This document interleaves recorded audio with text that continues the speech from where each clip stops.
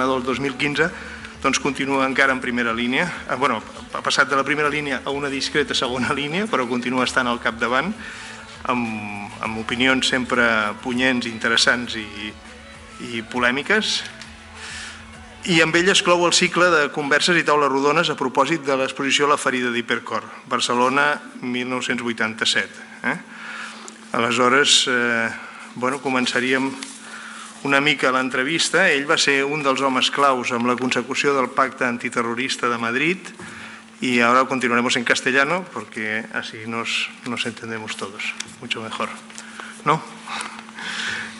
Bueno, Iñaki Anasagasti nació en Cumaná en noviembre del 47 y luego volvió a España en 1975, fue diputado en el Parlamento Vasco entre 1980 y 1986 y senador, luego estuvo en el Congreso de los Diputados, fue también portavoz de minoría vasca desde el 86 hasta el 2004 y senador desde el 2004 hasta el 2015.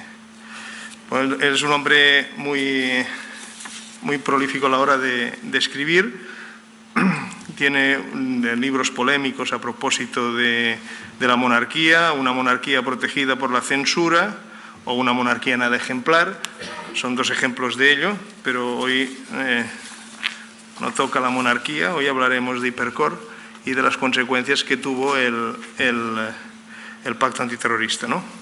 La primera pregunta casi obligada es saber cómo pudo cambiar el atentado de ETA, el atentado de Hipercor, la dinámica o acelerar la política vasca. ¿En qué pudo cambiarla? Bueno, en primer lugar, muchas gracias por invitarme y por estar aquí con ustedes. Y, bueno, trataré de acordarme, porque, claro, ha pasado 30 y pico, ¿no? En junio va a hacer 31 años y uno recuerda fragmentos, ¿no? Pero el año 87 fue un año, yo creo que bastante emblemático en muchas cosas, ¿no? En primer lugar, hablo desde el punto de vista de mi propio partido. El PNV se dividió entre el PNV y Eusko Alkartasuna. Y eso tuvo unas consecuencias internas para nosotros muy importantes. Yo estaba en ese momento en el Congreso de los Diputados de portavoz del Grupo Vasco y eso sufrimos unas consecuencias directas.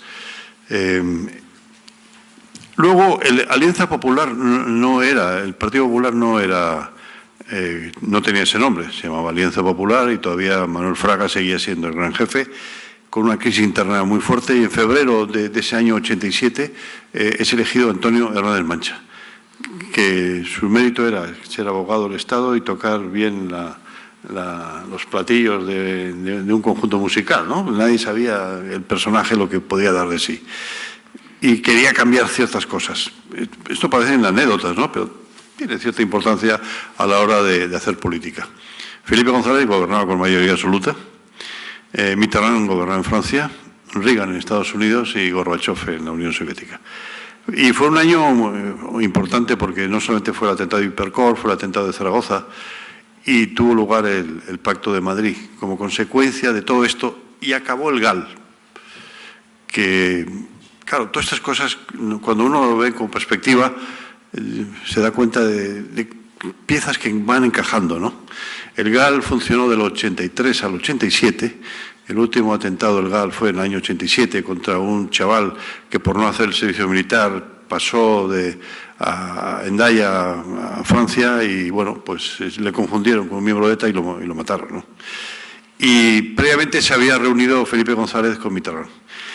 Yo creo que en aquella reunión de las landas entre Felipe González y Mitterrand, Felipe González le dijo: oye, no vuelvas para el GAL, que me está teniendo repercusiones en Francia, que tenía repercusiones en Francia, y estoy dispuesto a colaborar, porque el GAL, como decía Amedo, fundamentalmente se hizo para que Francia colaborara en la lucha contra el terrorismo de ETA.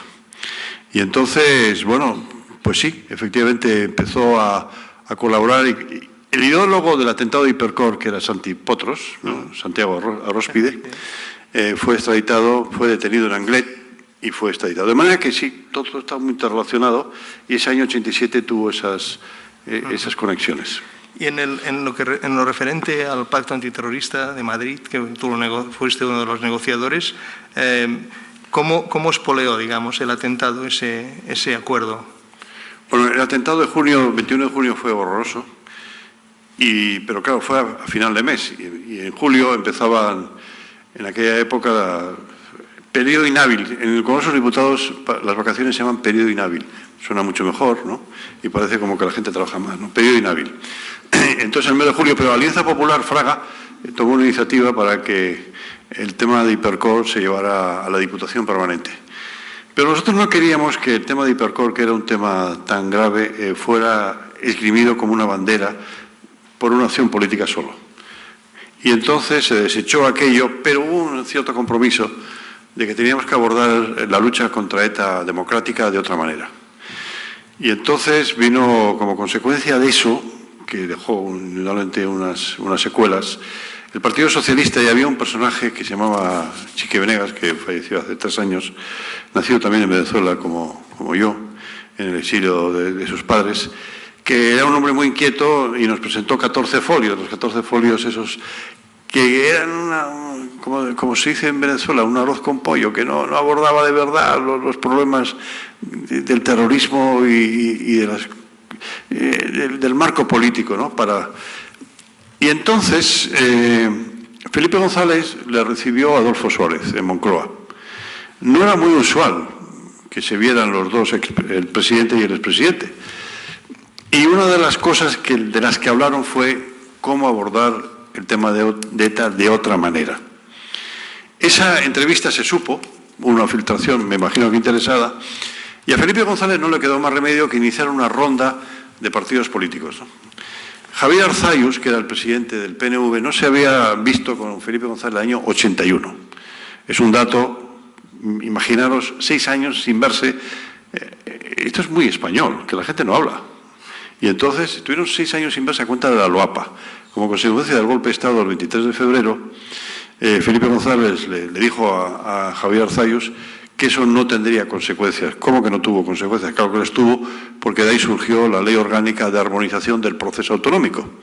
Y entonces Javier Arzayus se sintió engañado y dejó de hablarle a Felipe González. Pero con motivo de Hipercor le llamó Felipe González y acudió a la Moncloa. Y entonces acudió a la Moncloa Javier Arzayus, Miguel Roca, Adolfo Suárez, Gerardo Iglesias, que era el representante del Partido Comunista, y fueron pasando todos los partidos políticos. Nosotros teníamos mucho interés en que se le invitara a la división del PNV. El PNV se ha dividido entre Javier Arzayus y Carlos Garaikoetxea, que había sido el lehendakari. Y Carlos Garaikoetxea miraba estas cosas con una cierta distancia y nosotros queríamos que lo involucraran. Total que lo recibió y se inició una ronda, Felipe González recibiendo a líderes políticos. Y en el mes de septiembre suele haber en el Parlamento Vasco el debate de política general, con el que inicia el año legislativo.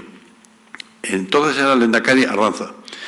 Y dice que lo que había ocurrido en Barcelona era muy grave, Hipercor, y que hay que iniciar una ronda con partidos políticos para abordar el tema de ETA de otra manera.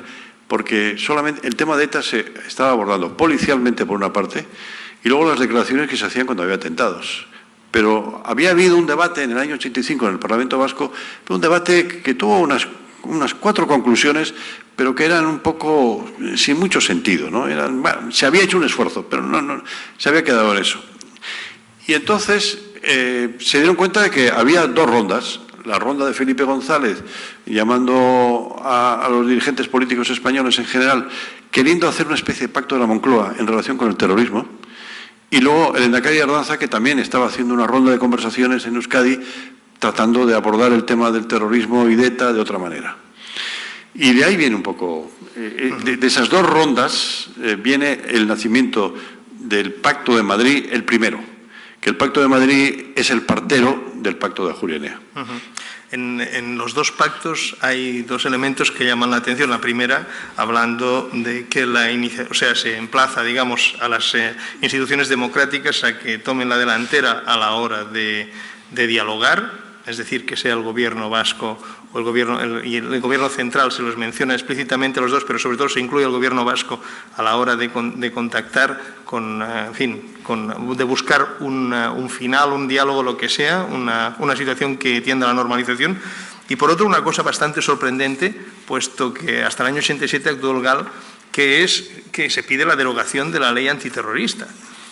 Yo no sé, yo he estado buscando todo lo que contemplaba la ley antiterrorista y, bueno, por ejemplo, sin orden judicial se podía registrar lugares ocupados por sospechosos, se podía mantener sin orden judicial 10 días incomunicado a un detenido, se podían practicar escuchas telefónicas y el juez tenía 72 horas para autorizarlas o rechazarlas, cierre provisional de los medios de comunicación previa querella del fiscal y, claro, llama poderosamente la atención que mientras por un lado estaba Barrio Nuevo y Vera, que fueron personas luego condenadas por el secuestro de Segundo Marey, por la actividad del GAL, que estuvieran por un lado actuando entre bambalinas y por otro el partido al que pertenecían estuviera apoyando esa... Sí. No, cuando uno analiza aquellos años, uno se pone a pensar, ¿cómo es posible que en el año 80 mataran a... Unos dicen 95 personas, otros dicen 103, bueno, pero una barbaridad. Mataran a una persona cada 3 días, ETA. ¿Y cómo no había, cómo no explotaba el país, cómo no explotaba la gente, cómo... No sé, la verdad es que tenemos que analizar eso con el paso del tiempo, ¿no? Se relativizaba todo, mucho. Parecía que ETA era un fenómeno climatológico, actuaba y sabía que tenía, de vez en cuando actuaba y, bueno, la barbaridad de Hipercor fue inconmensurable. Claro, 21 personas era la primera vez que moría tanta gente, ¿no? Y además con esas excusas de que yo le llamé por teléfono y la culpa la tiene la policía, no sé qué, bueno, todo ese debate que hubo alrededor de Hipercor. Pero a mí lo que me llamó mucha atención es que nosotros llevamos a esa reunión del Pacto de Madrid un papel con 4 puntos. El primer punto era la condena a la violencia. El segundo punto es el que has hablado tú, de derogación de la ley antiterrorista. O sea, hoy en día es mucho más difícil cualquier iniciativa que se tome alrededor de cualquier cambio del Código Penal o de lo que fuera. Y en aquella época pedíamos la derogación de la ley antiterrorista. Era una ley salvaje. Era una ley salvaje y, bueno, la pusimos encima de la mesa. Pero para nuestra gran sorpresa, todo el mundo estuvo de acuerdo, incluso Alianza Popular, de que se derogara aquella ley antiterrorista y que cualquier modificación que se hiciera consensuadamente para abordar eficazmente la lucha contra ETA. Eso. Y luego la creación de un espacio judicial europeo, pero la clave de aquella reunión del Pacto de Madrid era que lo que se aprobaba en el País Vasco se iba a liderar desde el País Vasco. Y eso Madrid no lo quería. No lo quería. No lo quería porque no se fiaba. No se fiaba. Estos locos se ponen aquí a hacer cábalas y grandes acuerdos y al final, y también era cierto, es decir, Convergencia y Unión no estaba en el País Vasco, el Partido Comunista no tenía representación y había partidos como UPN que también querían estar en ese pacto o la Democracia Cristiana y que no tenían representación en el País Vasco. El Partido Socialista sí lo tenía, Alianza Popular sí lo tenía, el PNV sí lo tenía y es decir, les vamos a dejar a estos que además que lo lidere el Endacari Ardanza. Bueno, nosotros lo pusimos eso como condición y creíamos que había sido asumido. Y la reunión del Pacto de Madrid era para durar un cuarto de hora. Era a las 10 de la mañana y a las 11 rueda de prensa. Pero claro, me tocó a mí hacer de Pepito Grillo. Yo decía, bueno, lo que se apruebe en el País Vasco va a ser suscrito por todas las fuerzas de Madrid. Y ahí empezó el lío. Tuvimos una discusión terrible. Durante todo el día estuvimos discutiendo eso. Estuvimos a punto de romper la mesa 2 veces.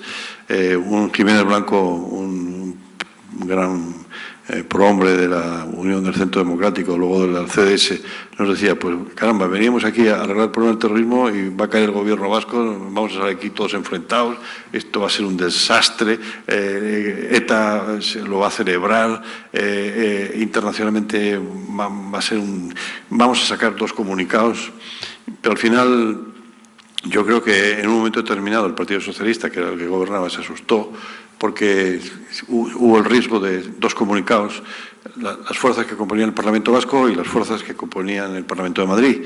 Y al final se depositó la confianza en el liderazgo del Endacari Ardanza, que lo hizo, yo posteriormente lo hizo muy bien, con mucho cuidado y con mucho equilibrio, ¿no? Pero fue una reunión dura. Yo creo que es en Madrid, que he estado casi 30 años haciendo política en Madrid, es la vez que me costó más sacar adelante nada y donde estuvo a punto de irse todo pues, en cuestión de segundos, ¿no? Sí, es una de las cosas que llaman la atención, es esa especie de ecumenismo político a la hora de compartir los principios del pacto antiterrorista como el del pacto de Ajuria Enea, porque prácticamente lo firmaron las mismas fuerzas políticas. Esto hoy sería absolutamente impensable, un abanico tan grande de fuerzas políticas. Sí, porque yo creo que había algo que hoy no hay. Había un acuerdo implícito de que con los temas del terrorismo no había que hacer partidismo político. Sin embargo, hoy no. Hoy se hace muchísimo partidismo político con el tema del terrorismo de todo tipo, que es muy lamentable, ¿no? Y muy desgraciado, porque los temas de terrorismo, sobre todo darle espectáculo entre las víctimas, es horroroso. Lo último que puede ocurrir, tiene que haber acuerdos mínimos, es decir, la vida humana es sagrada y alrededor de eso no se puede ningún tipo de discrepancia, ¿no? Y si las discrepancias hay, que las haya, pero a puerta cerrada, pero no darle ningún espectáculo. Y sin embargo, hoy no. Hoy este es un tema que es muy usual. ¿Por qué? Fundamentalmente porque cada uno quiere hacer su propio relato. El mundo de ETA quiere decir que no ha fracasado y que ha vencido, y bueno, pues hay otros mundos que dicen, no, usted se tiene que humillar, y todavía eso, yo creo que hacen falta 2 generaciones para que esto se supere. Hubo unos meses después, en marzo, una manifestación muy importante en Bilbao, ¿no? Precisamente después del atentado de Hipercor y después del atentado contra la casa cuartel de la Guardia Civil en Zaragoza.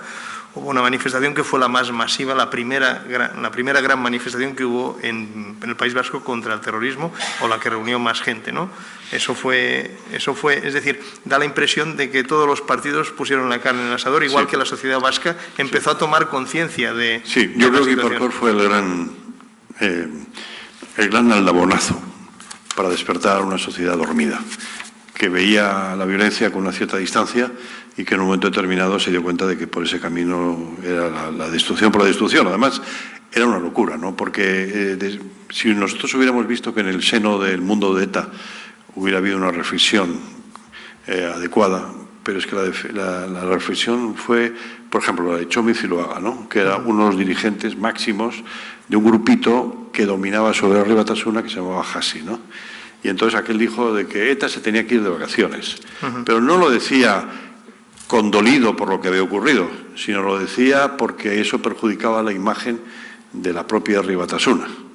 Y hubo una asamblea durísima en la cual tomó las riendas del poder interno de ETA Josu Ternera, que tenía conexiones con gente de Nicaragua, con el sandinismo, porque él había estado allí en Nicaragua, y a este dirigente, Txomin Zuloaga, que era muy importante, lo mandó a Nicaragua 2 años. Y luego cuando volvió estuvo en el ostracismo total. Y eso tuvo repercusiones, sí, en el mundo de Herri Batasuna, en el mundo de Chema Montero, el eurodiputado, la hija de Santi Brouard, es decir, sí tuvo, pero ustedes vieron las declaraciones de Otegi con motivo del 30 aniversario, ¿no? Dijo que aquello fue una gran catástrofe, la utilizó, pero no vino aquí a recordarle, ¿no? Yo creo que todavía les cuesta reconocer que aquello no fue una barbaridad, sino que fue una salvajada absoluta. Bueno, debido a todo lo que sucedía con la guerra sucia y con la actividad de ETA, desde algunos sectores o algunos comentaristas le dieron al atentado de Hipercor dijeron que el atentado de Hipercor supuso el aldabonazo a que el Partido Nacionalista Vasco mantuviera, es decir, rompiera esa cierta, ellos dicen, equidistancia entre ETA y las fuerzas de orden público. Por un lado, se consideraba que las fuerzas de orden público, que se había pedido el repliegue en el País Vasco y su sustitución, eso pasó en el debate de política general, se criticaba mucho la actuación de la policía. Era verdad que los gobernadores civiles que tuvo y los mandos policiales acabaron más o menos imputados en diversos casos de torturas, malos tratos, etcétera. Pero bueno, ¿esto realmente compartes ese punto de vista de la equidistancia?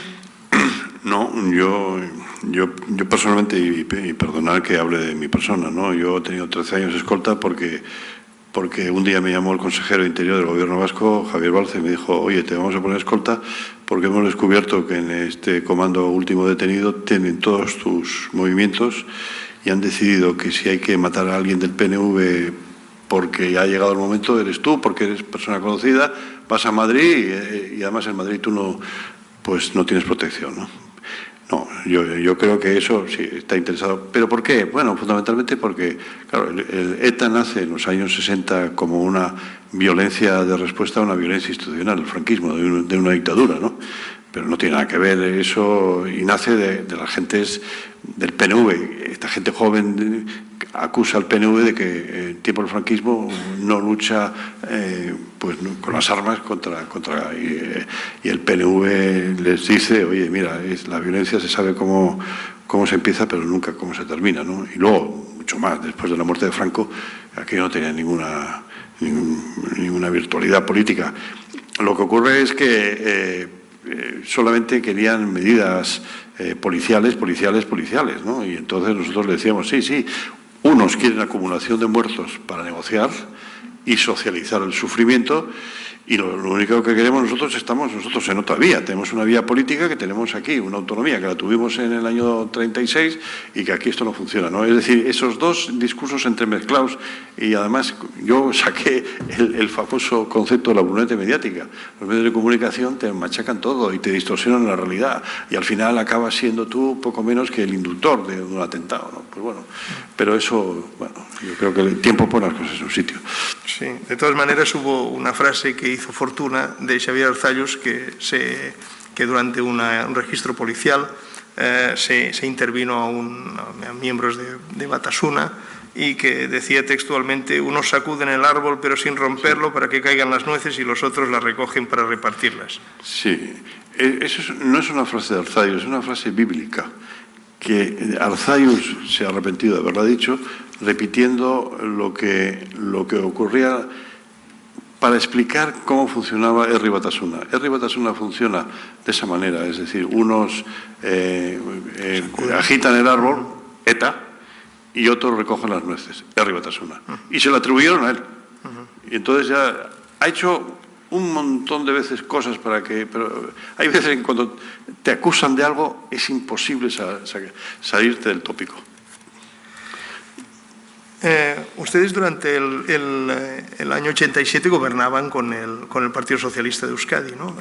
En el País Vasco. Sí. Y también es curioso que se sumara el Partido Socialista de Euskadi a pedir la retirada de las fuerzas de orden público del País Vasco cuando se votó la resolución en el Parlamento vasco, ¿no?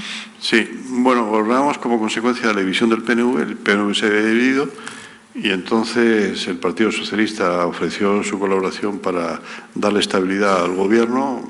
Ardanza aceptó aquello y gobernábamos con el Partido Socialista. Y ya vuelvo un poco al concepto anterior, ¿no? Se veían las cosas de otra manera, ¿no? Había quizás más sensibilidad, y también el Partido Socialista igual, viendo ahora con perspectiva, sobre todo los responsables, se sentían responsables de lo que había ocurrido con el GAL, porque el GAL era violencia del Estado frente a violencia terrorista, ¿no? Bueno, frente a ETA, que mató a 835 personas o las que fueren, pues el GAL mató a 27, no es proporcionalmente, pero solamente una persona ya es cuestionable y censurable, ¿no? Por tanto, yo creo que ellos también querían acabar. Y además la presión francesa que he dicho antes, de esa conversación que tiene Felipe González con Mitterrand en las Landas, es muy importante. Otra de las cosas que llama poderosamente la atención es que tras el atentado de Hipercor y que se empieza a descabezar a ETA en Francia, digamos, con lo de Santipotros y Rafael Caride en octubre del 87, simultáneamente se producen las conversaciones de Argel. Es decir, sí, el gobierno o los enviados del gobierno se sientan a negociar con el frente militar de la izquierda abertzale, con ETA, sí, para buscar una solución. Sí, se sientan en Argel. Y yo creo que fue Rafael Vera a esas conversaciones de Argel. Lo que pasa es que el mundo de ETA no estaba maduro para negociar nada. La prueba está en que en plena negociación rompió y mató a un militar, un guardia civil en Asturias, y ahí se acabó todo, ¿no? Y eso que Solana, que era el portavoz del Gobierno, había dicho en una rueda de prensa posterior a la reunión del Gobierno de Moncloa, ha habido, hay y habrá negociación. Pero, sin embargo, ETA, los forcejeos... También es verdad que en una organización terrorista como lo era ETA en aquel momento, donde no había la posibilidad de un debate sereno y un debate no público, pero por lo menos que se pudiera establecer ese debate con pros y con contras de una manera civilizada, pues al final se imponía el más partidario de la lucha armada, de acumular muertos, de violencia por la violencia. Siempre ganaban los que tenían, como decían ellos, los hierros en la mano.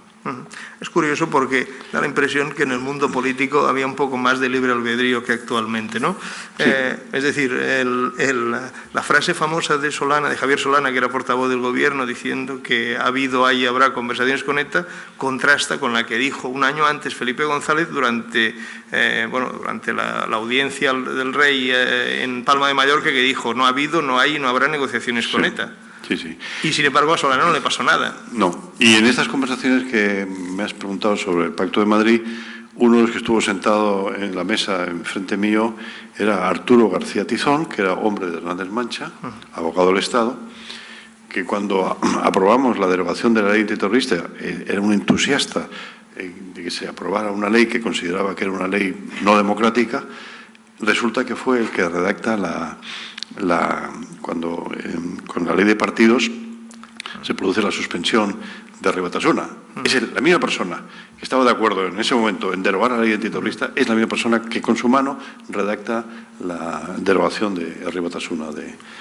Es decir, las influencias ambientales son muy importantes. Y claro, en aquel momento, pues, por una parte estaba el GAL, por otra parte estaba el tratar de acceder al poder, estaban las presiones, estaba una ETA enloquecida, que lo que quería matar. Entonces, bueno, pues había que unirse, lógicamente. Sí, porque en aquellos años también empezó la dispersión, ¿no? Sí. Después de lo de Argel, del fracaso de Argel, empezó la dispersión de presos por todas las prisiones del Estado.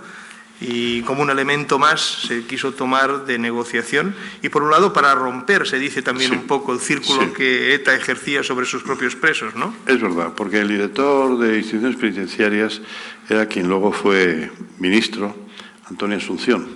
El ministro era Mújica, Enrique Mújica, que no se enteraba de casi nada, pero el que llevaba el ministerio de verdad era Antonio Asunción. Y ese fue el que propuso dispersión para reinserción.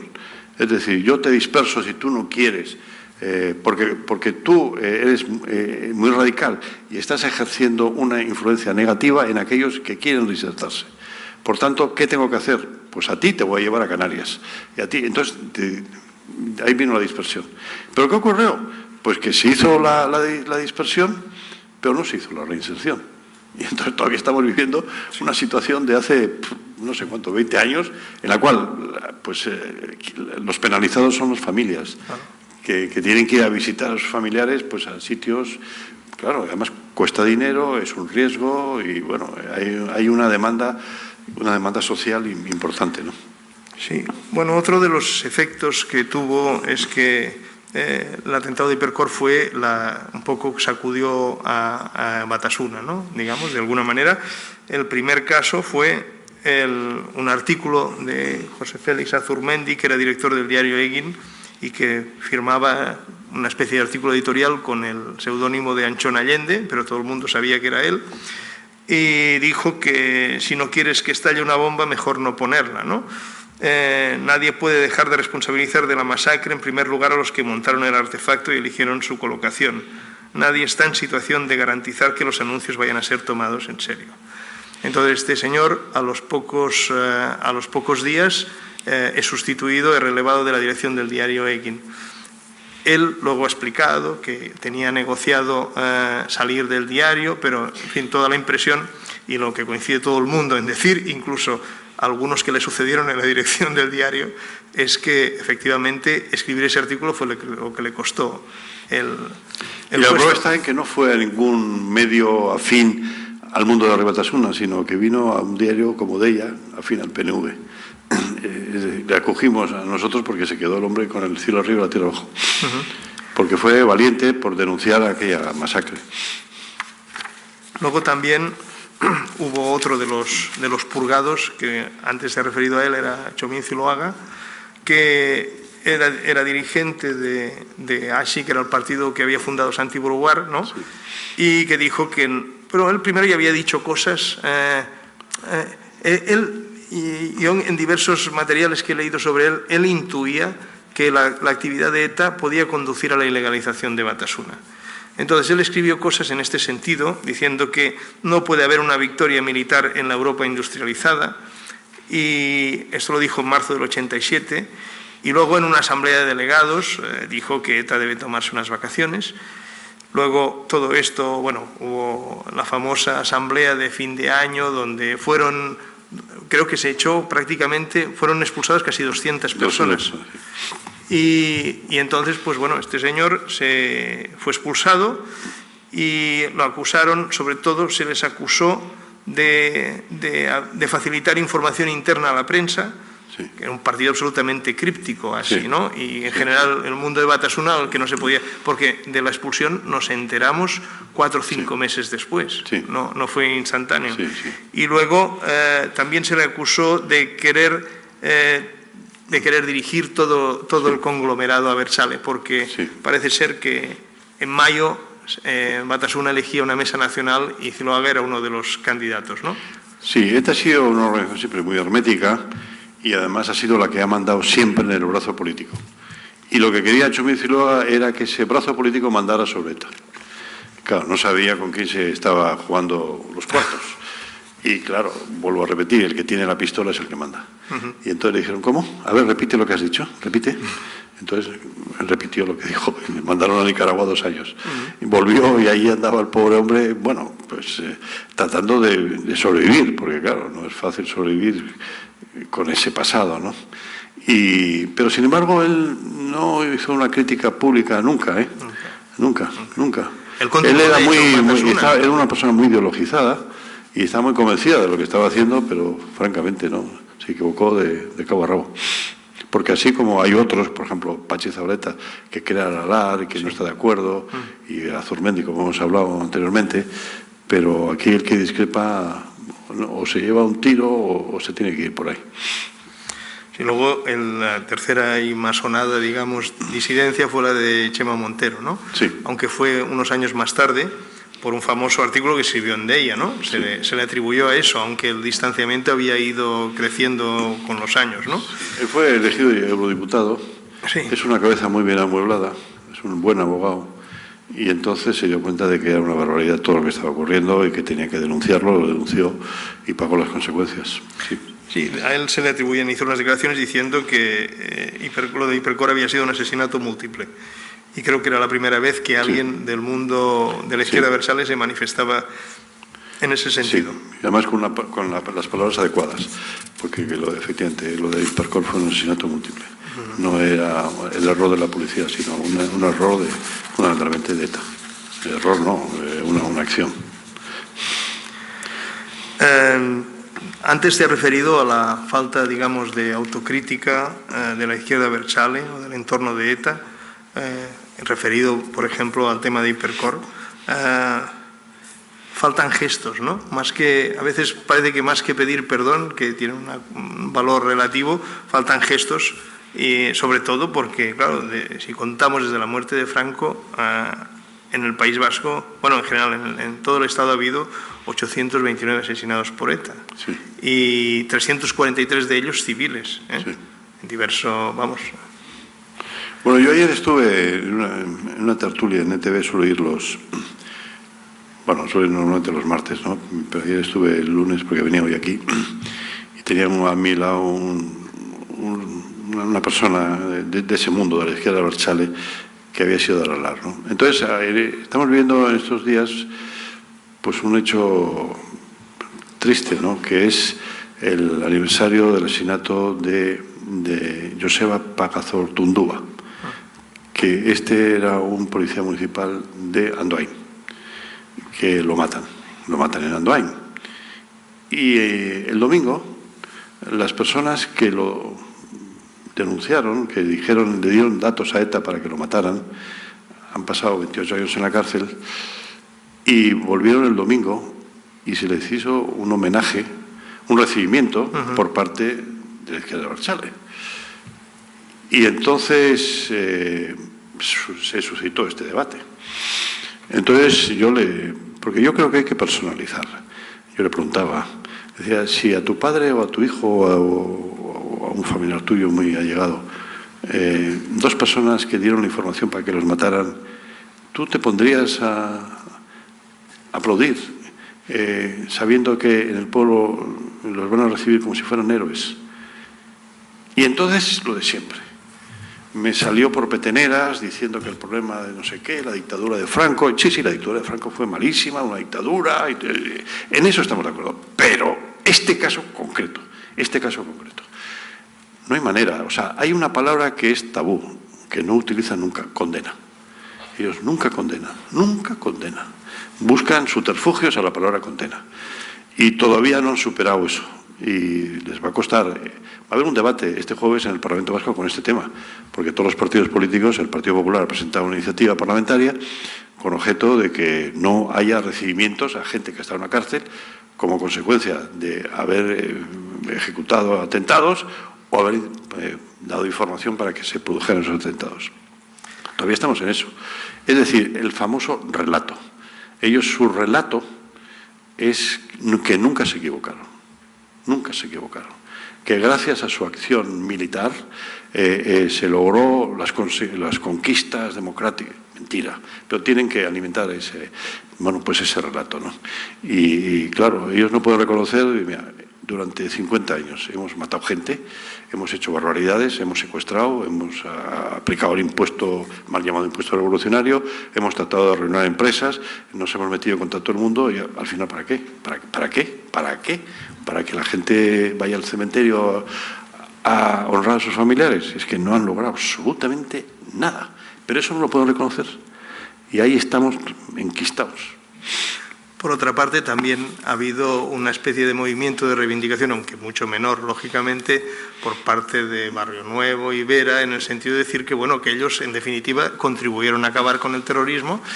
Y de alguna manera es una burbuja, o sea, es decir, hay actitudes, digamos, de determinados personajes que han tenido responsabilidades en el Estado que alimentan esa burbuja en la que de alguna manera vive una parte de la izquierda abertzale, ¿no? Sí. Es decir, vive en un mundo en el que se retroalimentan, ¿no? Hay el general Galindo, famoso, sí, que dijo que con 6 guardias civiles conquistaba América, ¿no? Sí.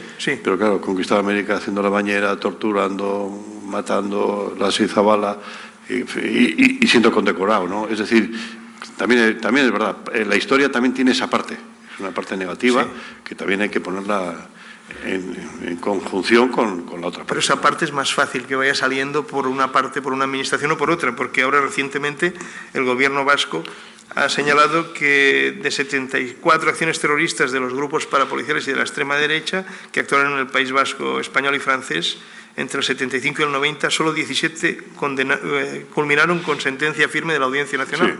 Sí. Que por otra parte también hubo una cierta comprensión, de alguna manera, por parte de las autoridades judiciales con la mano dura, ¿no? Por supuesto. Y ahora, por ejemplo, se está analizando un asesinato múltiple, pues se sabía que iban a venir 5 miembros de ETA en un barco a un puerto cercano a Pasajes y fueron masacrados. Los estaban esperando y los mataron, ¿no? Es decir, bueno, pues, han sido años de plomo de las dos partes, ¿no? Lo que ocurre es que lo que argumenta el mundo de la izquierda abertzale es que ellos, a fin de cuentas, eran gudaris liberadores de un pueblo y las fuerzas de orden público tenían la obligación bueno, tienen el monopolio de la fuerza, como todo, y que lo abusaron de ella, y que, por tanto, son doblemente culpables, ¿no? Bueno, pero ese relato es un empate infinito, ¿no? nos lleva a ninguna parte, ¿no? Es decir, que hay que hacer algo más para romper eso. Pero también tienen que reconocer, pero también se están dando movimientos de gentes que reconocen las barbaridades que hicieron e incluso están tomando iniciativas para pedir perdón a su manera, ¿no? Hay algunos autores que opinan, que ahora están trabajando mucho este tema, que la violencia no solo la causan las armas, ¿no?, sino también el silencio, la indiferencia o la complicidad, ¿no?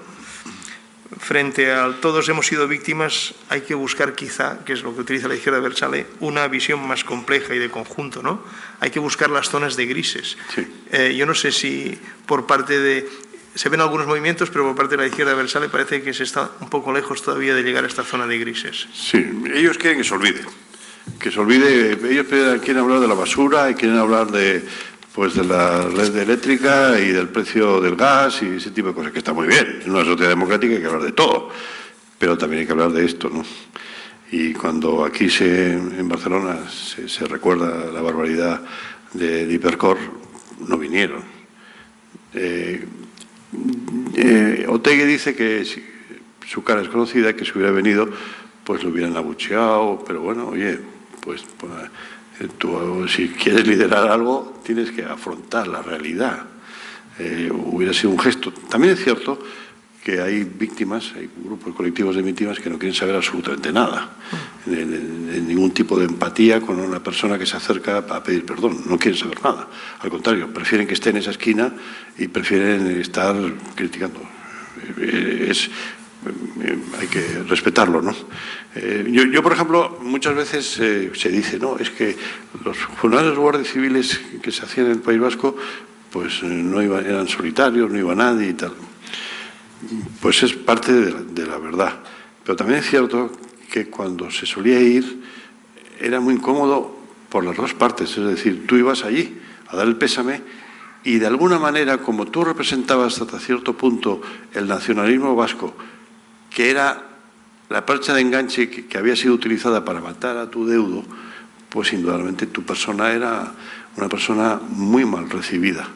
Entonces muchas veces no se iba, no porque no se tuviera empatía con la familia, que no, pues, lógicamente, sino fundamentalmente para no crear una tensión añadida a una situación límite, como puede ser un funeral de una persona muerta en un atentado. Sí, aquí la politización de las víctimas o el uso político de las víctimas fue tema de una mesa redonda anterior, el martes pasado, ¿no? Y hace unos días, Amaia Iríbar, la viuda de Gregorio Ordóñez, dijo ante Soraya Sáenz de Santa María: ¿no creen que va siendo hora de dejar claro que este debe ser un país de ciudadanos en igualdad de derechos y obligaciones y que para ello hay que terminar con los privilegios de los sucesivos gobiernos, que los sucesivos gobiernos han ido pactando con los gobiernos nacionalistas? Es decir, emplazaban al gobierno del Partido Popular a no pactar o al Partido Popular a no pactar con el Partido Nacionalista Vasco y de alguna manera entraban de lleno en política, ¿no? Sí. Bueno, yo entiendo el dolor de una persona como Iríbar, pero yo estoy seguro que si su marido hubiera vivido no hubiera estado de acuerdo ni con su señora. ¿Por qué? Era un político y sabía que en política lo que tú tienes que hacer es sumar, integrar. Porque, bueno, estamos viviendo una situación en Cataluña la que es, usted la conoce mucho mejor que yo, pero esto no tiene nada que ver con la transición. Yo creo que el secreto de la transición política fue sumar. Y se hicieron muchos esfuerzos en el año 78 para sumar y para que jugáramos todos en el Bernabéu de la política española, porque hubiéramos dicho, pues quedaros ahí con vuestra España y no vamos. ¿Eso es lo que quieren? Pues yo creo que no, yo creo que eso es malo para la convivencia. Yo creo que hay que sumar y para sumar hace falta desarmar muchas veces el lenguaje, ¿no? Sí, una última pregunta. Quería hacer referencia al tema de esa economía de afectos, ¿no?, que se da a veces en la sociedad vasca, ¿no? Esa normalidad con la que se ve que se haya podido matar a una persona por su ideología o por su cargo político, o que se haya podido torturar a otra por su ideología o por su adscripción a una determinada ideología, aunque no hubiera participado en ninguna acción violenta, ¿no? ¿cómo se puede evolucionar? ¿Cómo se puede evolucionar hacia esa hace falta esperar 2 generaciones? Se podrá solucionar antes, porque por un lado veo muy polarizados tanto un discurso como otro, ¿no?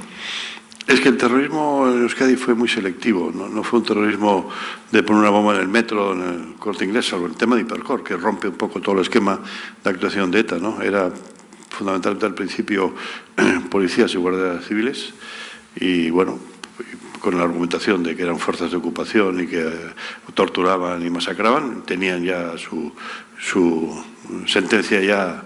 Y entonces era una lucha en la cual fuerza contra fuerza, ¿no? Pues se llama ETA militar y ETA político-militar. Luego ya empezaron a ampliar el abanico empresarios y políticos, ¿no? Ahí es cuando se rompe un poco esa dinámica, y entonces el mundo político, cuando le matan a Ordóñez, cuando le matan a Miguel Ángel Blanco, cuando matan de una manera muy selectiva, ahí se convulsiona y entonces empieza a reaccionar la propia sociedad, ¿no? Pero sí, veníamos también de una dictadura feroz, donde eso había ocurrido de otra manera. Gente que desaparecía de sus casas, gente que era muy perseguida, gente que le habían quitado absolutamente todo, gente que se tuvo que exilar, gente que moría en un control de la policía.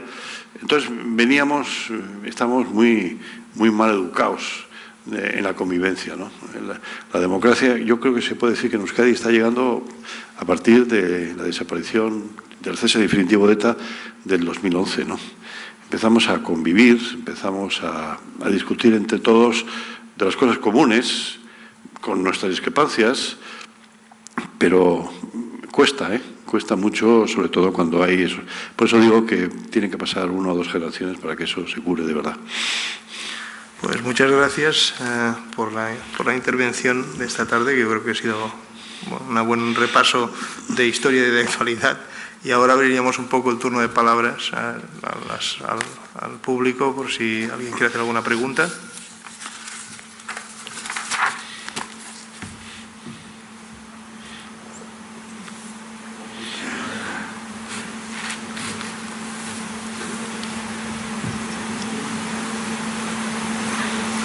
Yo quería preguntar si cree que la generalización del partido de la izquierda abertzale ha contribuido al final de ETA. Perdón. Que si la ilegalización de partidos de la izquierda abertzale ha contribuido al final de ETA.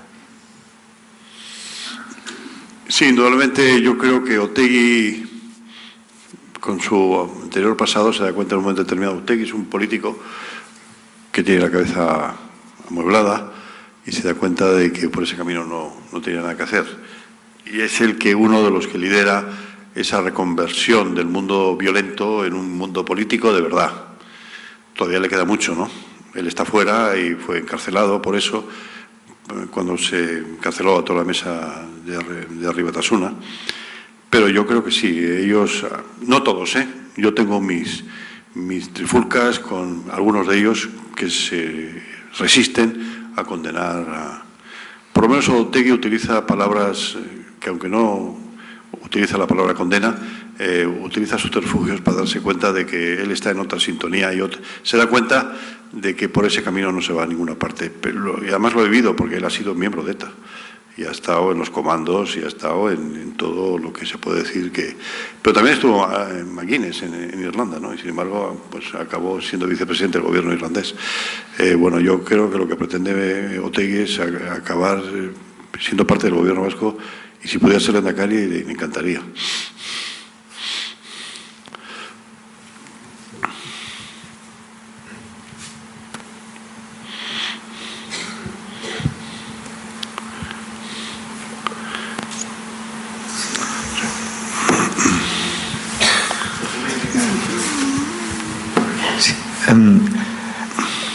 Lo que es cierto desde los últimos años es de que todo lo que se la izquierda abertzale, vinculada a ETA, etcétera, ciertamente, como decías, ha puesto en el olvido una estrategia importante. Y esto lo viví cuando estaba precisamente en el País Vasco, con toda la creación de Gogora, etcétera. Se podía pactar y entenderse con prácticamente todos los partidos, pero yo me di cuenta que había una resistencia muy grande por todo lo que era, para utilizar el término, el mundo abertzale de aquellos momentos, y que todavía sentía como que su tradición, por decirlo de alguna manera, su tradición podía ser reconocible en ETA o en todo el mundo que había arrastrado ETA, ¿no? Y precisamente a partir de esa esperanza en el olvido, bueno, han generado un relato que realmente es potente porque tiene una lógica interna, ¿no? La pregunta era que, por la otra parte, no sé si decir de la sociedad vasca, en todo caso de los partidos o de quienes han estado por la paz en todos estos años, ¿qué tipo de relato alternativo se ha construido? Porque esto era lo más difícil de percibir. ¿Qué relato alternativo había eso, no? Yo creo que más que construir un relato, muchas veces esto funciona en el día a día, ¿no? Por ejemplo, el Partido Popular, si iba alguien de Herri Batasuna o de la izquierda de Abertzale a un coloquio o un debate, no iba. No iba. Eso era un veto que le ponía siempre. Hoy eso está superado. Es decir, discuten, discuten en la radio, discuten en la televisión, discuten en el Parlamento, que es donde hay que discutir. Y esto que parece una cosa menor tiene mucha importancia porque fue un salto de gigante, ¿no? Y eso también lo vi yo en Madrid, ¿no? En el año 77, bueno, hubo conversaciones en Chiberta, donde decide el mundo violento que no hay que ir a las elecciones generales en Madrid porque sería legitimar el régimen franquista a través de un rey como Juan Carlos y a través de Adolfo Suárez y todo aquello. Y, bueno, tampoco querían ir al Parlamento Vasco. Y yo creo que aciertan cuando rectifican. Lo que pasa es que no lo quieren reconocer y no lo pueden reconocer, porque sería mostrar debilidad, ¿no? Pero todo este periplo que han ido haciendo, yo, por ejemplo, la primera vez que iban de vez en cuando a Madrid, pues os acordáis, Johnny Dígoras, aquel personaje que era muy icónico, ¿no? Con aquel bigote que parecía un cuadrero y, bueno, se convulsionaba la cámara. Es que no había más que ojos de las cámaras para hacer un seguimiento de lo que hacían y lo que no hacían. Hoy están allí y hacen, de vez en cuando, un ministro, cuando hay una pregunta que no le gusta, le dice: oiga, usted, que me venga a mí usted a preguntar eso, usted representa a lo peor de la condición humana, que es la violencia contra otros y tal. Pero cada vez menos. Yo creo que eso se va normalizando. Es decir, yo creo que el día a día va normalizando. Les cuesta, ¿no? Por eso lo que va a ocurrir este jueves en el Parlamento Vasco va a ser un salto atrás, en el sentido de que se les va a pedir que cuando salgan de la cárcel gente que ha estado 28 o 32 años en la cárcel, cuando vuelvan no se les haga ningún tipo de recibimiento, que en su familia hagan lo que crean conveniente, pero públicamente no se puede hacer un recibimiento a una persona que ha dado información para matar a un ser humano. Les cuesta tanto, yo creo que se dan cuenta de que eso no puede ser. Lo que pasa es que también tienen sus servidumbres y tienen, de la noche a la mañana uno no pasa de la caverna a ser una persona civilizada y que funciona de una manera adecuada, ¿no? Pero toda esa pedagogía se está haciendo. También es cierto que el Partido Popular utiliza muchas veces esto como bandera porque, bueno, pues yo entiendo, ¿no? El Partido Popular ha sido especialmente golpeado en el País Vasco, conjuntamente con el Partido Socialista, y los muertos son sus muertos. Y entonces, ante eso, pues hay que tener... Y nosotros lo que le pedimos es... Y además ellos quieren pasar la página de los presos cuanto antes. A nosotros, al PNV, nos critican porque en Madrid estamos aprovechando una coyuntura, no esta, sino anteriormente a lo del proceso, que estamos pactando con Madrid. Porque, claro, ¿tú con quién vas a pactar en Madrid? ¿Con el portero del Palace? Pues no. Pactas con el que manda, no con el... Pero no. Y entonces nos critican muchísimo. Y, pactáis con el partido más corrupto de toda Europa, ¿cómo es posible? Y luego por debajo nos viene a decir: oye, pactar el tema del acercamiento de presos. Pactar, o sea, nos van dando instrucciones casi para lo que ellos no pueden hacer, y lo hagamos nosotros, ese trabajo sucio, ¿no? Bueno, pues no entendemos ese doble lenguaje, porque muchas veces pues una convivencia pues hay que articularla en base a medios entendidos y bueno... De todas maneras, yo no soy crítico en relación con lo que está ocurriendo en el País Vasco, es decir, nos estamos normalizando. Anteriormente no se veía, por ejemplo, un japonés en Bilbao sacando una foto. Es una caricatura. Aquí ustedes están llenos de turistas por todas partes, ahí no había ni uno, no se veía ni uno. Ahora está todo lleno, hemos subido, no llega al grado que tienen ustedes aquí. Pero eso es un síntoma de que un país que está incursionando en otras maneras de hacer una cierta economía en relación con el turismo y que en hacer atractivo un país, para un país de convivencia, bueno, pues sí, de Euskadi en este momento, pues anteriormente, desgraciadamente, éramos noticia por atentados y ahora somos noticia por la gastronomía. Yo, pues, prefiero que casi la gastronomía que no lo otro, ¿no?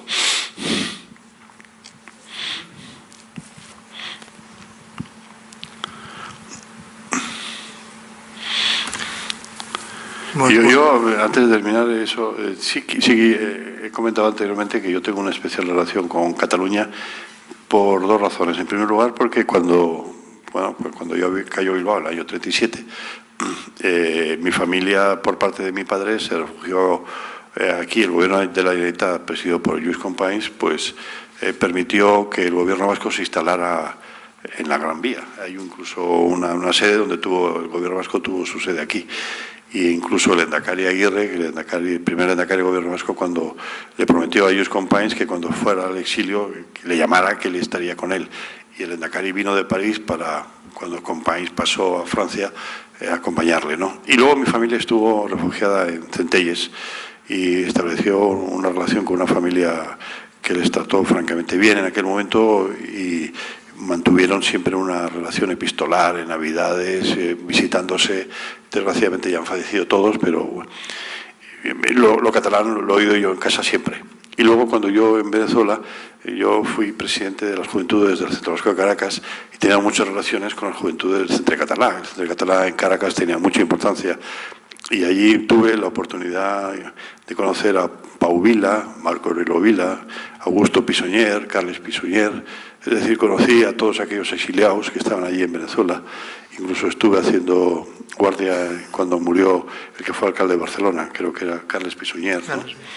Y luego pues teníamos muchísimas relaciones. Entonces, y mi primer acto público en mi vida fue en el Centre Català de Caracas, en un homenaje a Lluís Companys con motivo de un aniversario de su fusilamiento, ¿no?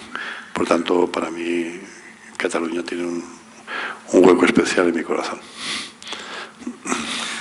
Bueno, pues muchas gracias por tu intervención de esta noche. Con eso damos por terminado el ciclo de debates y mesas redondas y ya está. A ver, ¿hay una pregunta? No, pues no, parece que no. Sí. Sí. Definitivamente sí. Se da por acabado, ¿no? Muchas gracias. Y que gane el Barça, ¿no? Ahora el Barça, sí.